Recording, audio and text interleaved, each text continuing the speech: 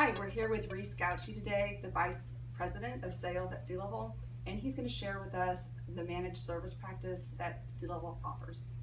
Hi Reese, how are you? I'm well, Therese. Thank you for having me.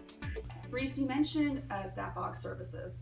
So what would this be different and provide that staff aug wouldn't be doing? Well, sure. I mean, staff augmentation is a resume, right? I mean, you obviously have an agreement with a company that you trust, and their job is to go find the resource that best matches your needs.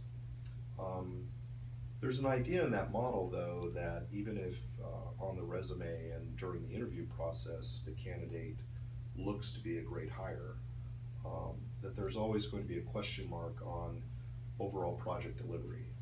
Are these resources going to be able to be optimized for my project requirements as, by the way, they shift?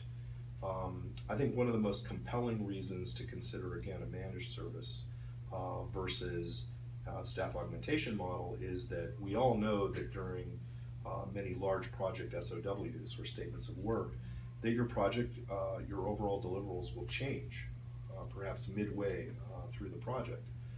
Are you sure that you have the right resources on the project as your priorities shift or change? In a staff augmentation model, you're going to have to retrain that resource or potentially rely on that same resource that you hired before, or go back to the local talent pool and try to find someone new who can meet those new requirements.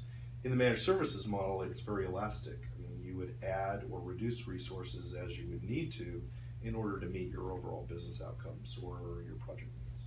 And I can see that leading to probably the next issue, which would be as a staff aug, people come and go, but with C-Level in there, you have the domain knowledge that's staying consistent throughout the whole project. Yeah, I think that's another key benefit to a managed services model is that it's billed out on a monthly rate, and that monthly rate can last as long as you'd like it to. So the idea being that even in a staff augmentation model, resources may leave. They may be recruited by other organizations or decide that, hey, this project isn't right for me. In a managed services model with oversight, though, who you're hiring is C-Level. You're hiring us for our capabilities, not necessarily for our people. So the idea of domain knowledge that is acquired during the retention of that project is ongoing through the entire life of the project, no matter who the individuals are inside the project.